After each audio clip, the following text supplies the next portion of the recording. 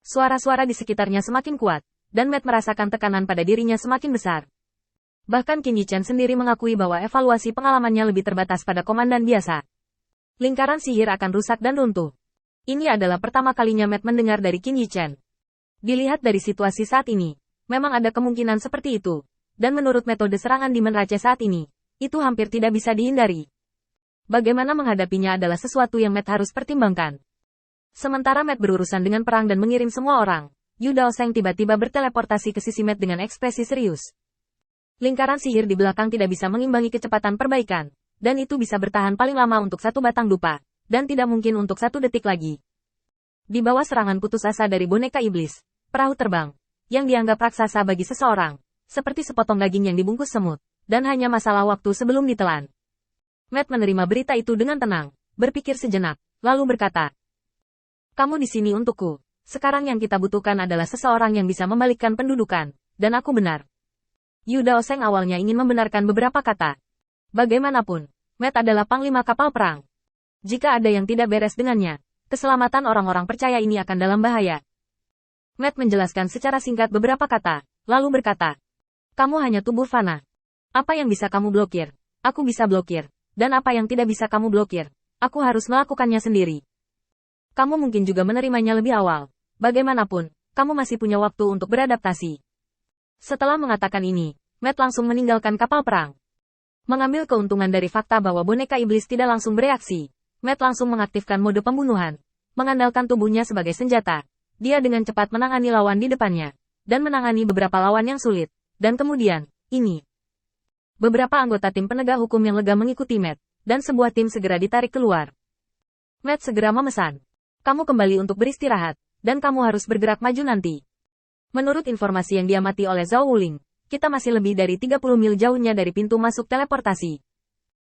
Jika kita mencoba maju 10 mil lagi, misi kita akan selesai. Pernyataan Matt langsung menyemangati semua orang. Hanya tersisa 30 mil dari target, yang sudah merupakan kecepatan yang melawan langit. Tetapi semakin jauh ke belakang mereka, semakin banyak tekanan yang diberikan iblis pada mereka. Dan kapal perang juga bergegas dengan kecepatan penuh dari awal hingga kura-kura saat ini merangkak, dan kecepatannya sangat lambat. Menurut tren ini, apalagi maju 10 mil, itu adalah berkah untuk bisa maju 1 mil lagi.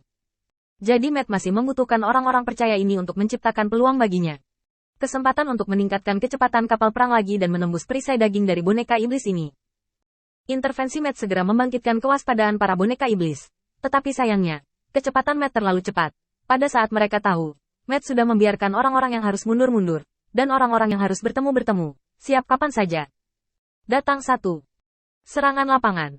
Melihat bahwa boneka Mozu telah kehilangan kesempatan ini, mereka tidak tahu apa yang harus dilakukan selanjutnya. Karena perintah yang diberikan kepada mereka oleh Kapten, mereka adalah untuk membentuk perisai manusia untuk memblokir serangan maju dari kapal perang. Sekarang Matt telah membuat keributan. Memang benar bahwa mereka tidak dapat bereaksi dalam waktu singkat karena otak kecil ini yang menggunakan semua sumber daya mereka untuk parasitisme.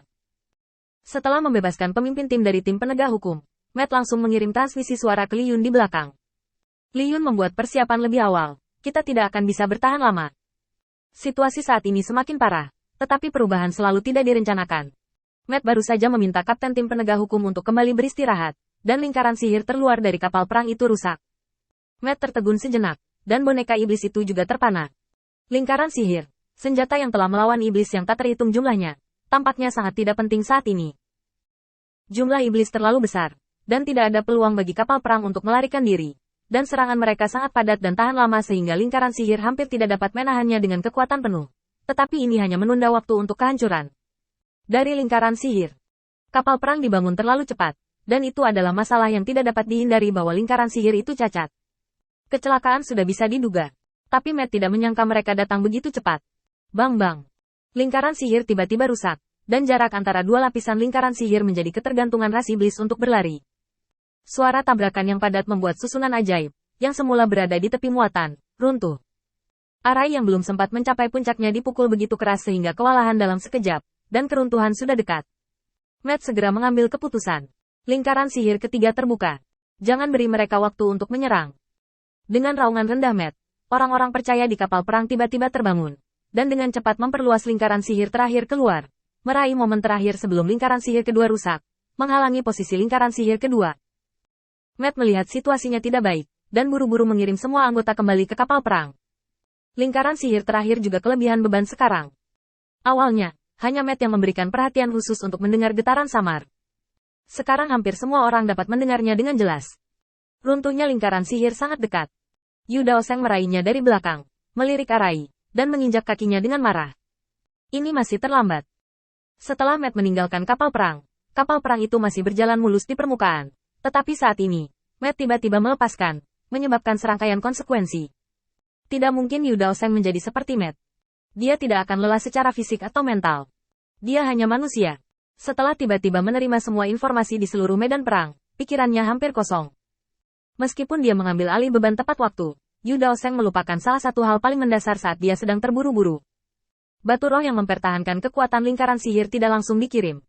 Ini juga mengarah pada fakta bahwa lingkaran sihir yang bisa bertahan sesaat rusak 2 lapisan dalam sekejap mata, dan lapisan terakhir dari lingkaran sihir juga sulit untuk didukung.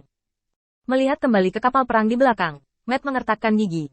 Semua orang percaya mematuhi perintah dan mengirim mereka kembali ke kuil penguasa cahaya. Yu Daoseng, kamu dan aku tinggal di sini. Kami akan membuka jalan bagi mereka, dan sisanya akan diserahkan kepada Zhao Wuling. Tidak masalah jika Anda membuat kesalahan. Kami memiliki kecerdasan yang cukup untuk membalikkan konsekuensi dari kecelakaan ini kapan saja.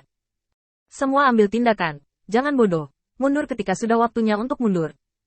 Mengikuti instruksi Matt, setelah orang-orang percaya di kapal perang mengisi batu roh terakhir, mereka menghilang satu persatu. Matt memandang Yu Daoseng ke samping dan tiba-tiba tersenyum. Apakah Anda punya nyali untuk memberikan suara besar dengan saya?